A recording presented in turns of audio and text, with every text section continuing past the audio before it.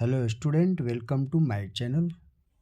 Ambedkar career पर आपका स्वागत है। मैं उदय सर आपके लिए ऑब्जेक्टिव लेकर फिर से हाजिर हूँ।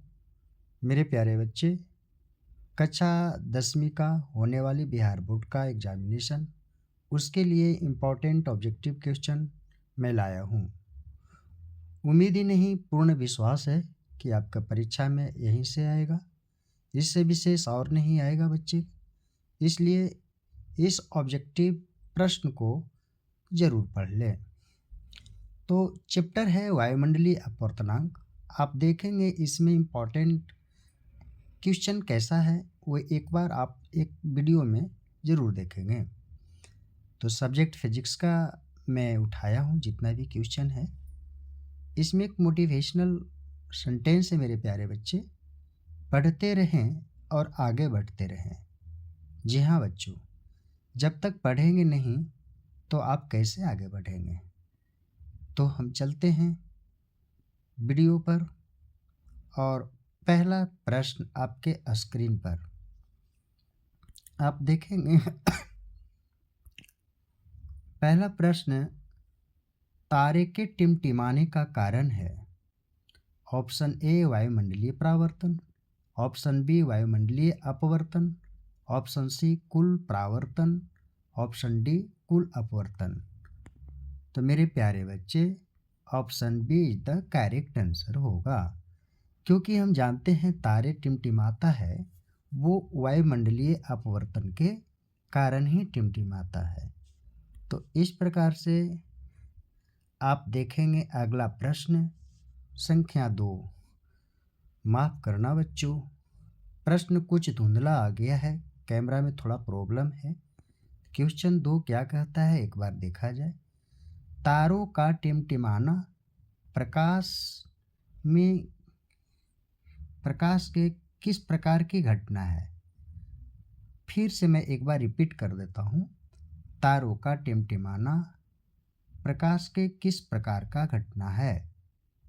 अब मतलब कि ऑप्शन ए कह रहा है प्रकाश का अपवर्तन, ऑप्शन बी प्रकाश का परावर्तन, ऑप्शन सी प्रकाश के वर्ण विक्षेपण, ऑप्शन डी प्रकाश के प्रकीर्णन। मेरे प्यारे बच्चों, option A is the correct answer होगा। प्रकाश के अपवर्तन के कारण ही तारे टिमटिमाते हैं और यह घटना घटित होती है। अगला प्रश्न आपके स्क्रीन पर, प्रश्न संख्या 3। ओजोन परत किस हानिकारक विकिरण से पृथ्वी को सुरक्षा प्रदान करती है। ऑप्शन ए अवरक्त विकिरण, ऑप्शन बी तापीय विकिरण, ऑप्शन सी परावैंगनिक विकिरण, ऑप्शन डी इनमें से सभी। मेरे प्यारे बच्चे, option C is the correct answer हो जाएगा। क्यों? परावैंगनिक किरण ही तो सूर्य से निकलने वाली घातक किरण है ना, जिससे हमें ओजोन परत बचाती है। तो इस प्रकार से आप वीडियो में बने रहेंगे। चलते हैं अगले प्रश्न चौथा पे। माफ़ करना बच्चे, ये भी थोड़ा धुंधला है, मैं इसे बोलकर पढ़ देता हूँ। चंद्रमा पर खड़े अंतरिक्ष यात्री को आकाश प्रतीत होता है। यदि आप चंद्रमा पर जाएंगे, वहाँ से आकाश देखेंगे तो आकाश का रंग कैसा दिखेगा। ऑप्शन ए लाल, ऑप्शन बी काला, ऑप्शन सी नीला, ऑप्शन डी उजला। Option B is the correct answer. कैसा दिखेगा? तो काला दिखेगा। ऑप्शन 5 नहीं है। चलते हैं क्वेश्चन नंबर 5 पर। प्रकाश की किस घटना के कारण सूर्य हमें वास्तविक सूर्योदय से लगभग 2 मिनट पूर्व दिखाई देने लगता है। देखते हैं। ऑप्शन ए परावर्तन के कारण, ऑप्शन बी वायुमंडलीय अपवर्तन के कारण, ऑप्शन सी प्रकीर्णन के कारण, ऑप्शन डी ए और सी दोनों। जी, तो option B is the correct answer. वायुमंडलीय अपवर्तन के कारण यह सूर्य का वास्तविक लगभग 2 मिनट पहले वो दिखाई पड़ जाता है। यह प्रकाश की घटना का वजह बताता है। अगला प्रश्न आपके स्क्रीन पर है मेरे प्यारे बच्चे। प्रश्न संख्या 6 पर हम चलते हैं। वायुमंडल में प्रकाश का कौन सा रंग अर्थात वर्ण अधिक प्रकीर्णन करता है? ऑप्शन ए लाल, ऑप्शन बी नीला, ऑप्शन सी पीला, ऑप्शन डी नारंगी। अधिक प्रकीर्णन करने वाला नीला होता है, जो ऑप्शन बी में दिख रहा है। Option B is the correct answer. अब चलते हैं अगला प्रश्न। Question number 7। किस प्रभाव प्रकाश की कौन सी परिघटना को प्रदर्शित करता है? सॉरी बच्चे, टिंडल प्रभाव प्रकाश की कौन सी परिघटना को प्रदर्शित करता है? ऑप्शन ए प्रकाश का प्रवर्तन, ऑप्शन बी प्रकाश का अपवर्तन, ऑप्शन सी प्रकाश का विक्षेपण, ऑप्शन डी प्रकाश का प्रकीर्णन। Option D is the correct answer हो जाएगा। अगला प्रश्न आपके स्क्रीन पर। अगला प्रश्न क्या कहता है? प्रश्न संख्या 8 में कुछ बादलों का रंग उजला क्यों होता है? ऑप्शन ए परावर्तन के कारण, ऑप्शन बी प्रकीर्णन के कारण, ऑप्शन सी अवशोषण के कारण, ऑप्शन डी अपवर्तन के कारण। मेरे प्यारे बच्चे, प्रकीर्णन के कारण कुछ बादल उजला दिखाई पड़ता है। आपके स्क्रीन पर क्वेश्चन नंबर 9। आवेश का एसआई मात्रक होता है। बिल्कुल इम्पॉर्टेंट क्वेश्चन है, बिहार बोर्ड में इससे कहीं ज़्यादा नहीं पूछेगा। तो आवेश का एसआई मात्रक option A volt, option B ohm, option C joule, option D coulomb. तो आवेश का मात्रक क्या होता है? कूलॉम होता है। ठीक है। अगला प्रश्न आपके स्क्रीन पे देखते हैं। अगला प्रश्न संख्या 10। विद्युत धारा का एसआई मात्रक क्या होता है? Option A watt, option B volt, option C ampere, option D ohm. मेरे प्यारे बच्चे, विद्युत धारा का एसआई मात्रक एम्पियर होता है। Option C is the correct answer. अगला क्वेश्चन आपका है 11 में। बैटरी से किस प्रकार की धारा प्राप्त होती है? यहाँ ह नहीं है। किस प्रकार से धारा प्राप्त होती है? ऑप्शन ए परावर्ती धारा, ऑप्शन बी दिष्ट धारा, ऑप्शन सी ए और बी दोनों, ऑप्शन डी इनमें से कोई नहीं। मेरे प्यारे बच्चे, ऑप्शन बी सही हो जाएगा। क्यों? क्योंकि बैटरी से हमें दिष्ट धारा प्राप्त होती है।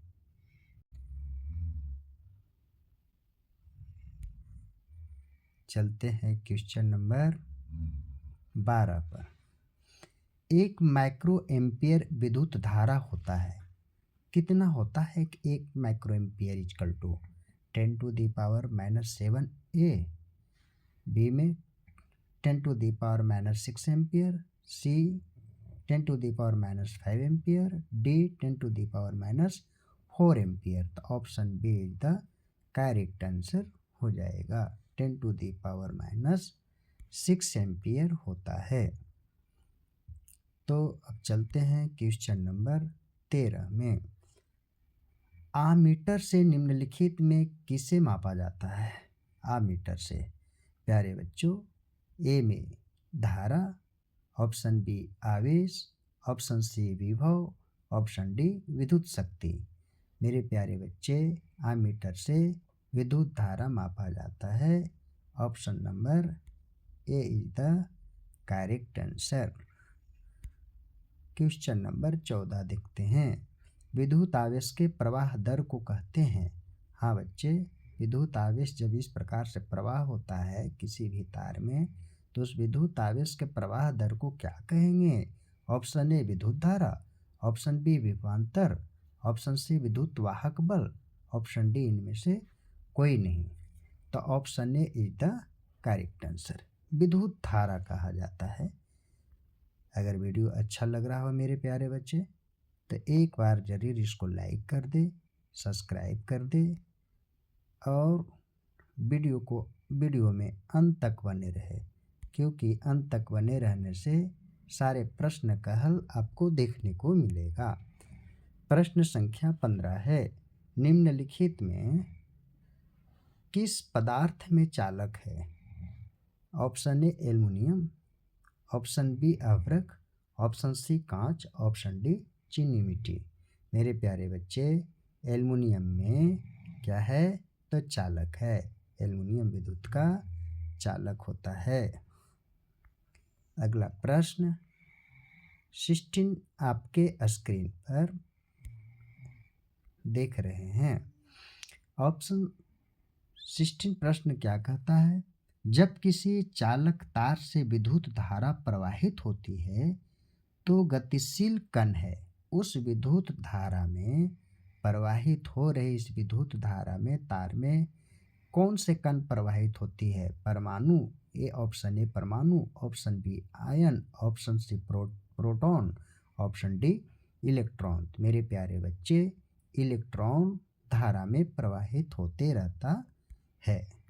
चलते हैं अब क्वेश्चन नंबर 17 पर।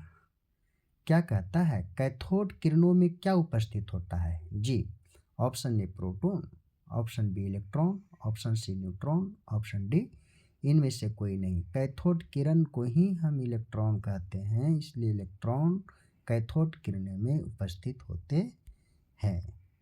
तो 17 क्वेश्चन कंप्लीट हो गया है मेरे प्यारे बच्चे। वीडियो के अंत तक बने रहे, इम्पॉर्टेंट क्वेश्चन है, बहुत मेहनत से मैं पेन से लिख कर बनाया हूँ आपके लिए।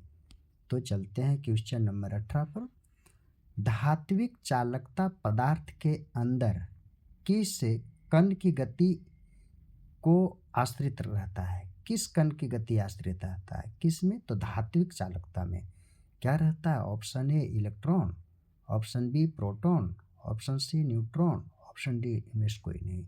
इलेक्ट्रॉन, जिस पर माइनस ऋण आवेश होता है, तो option A is the correct answer. अगला क्वेश्चन आपके स्क्रीन पर मेरे प्यारे बच्चे क्वेश्चन नंबर 19 है। विद्युत बल्ब के फिलामेंट में निम्नलिखित में से किस धातु का बना होता है? प्रश्न कह रहा है विद्युत बल्ब में फिलामेंट होता है, वह फिलामेंट किस धातु का बना होता है? ऑप्शन ए लोहा, no, option B aluminium, no, option C tungsten, yes, option C is the correct answer. विद्युत बल्ब में टंगस्टन धातु का फिलामेंट बना होता है। तो अंतिम क्वेश्चन आपके स्क्रीन पर, अंतिम क्वेश्चन अर्थात क्वेश्चन नंबर 20। इलेक्ट्रॉन पर आवेश होता है। जी, इलेक्ट्रॉन पर कितना आवेश होता है समझने की चीज़ है। इलेक्ट्रॉन हो गया तो इस पर आवेश होगा आपका -1.6 इंटू 10⁻⁻⁻19 कूलम। तो यह ऑप्शन कहाँ देखने को मिल रहा है? Option C, option C is the correct answer.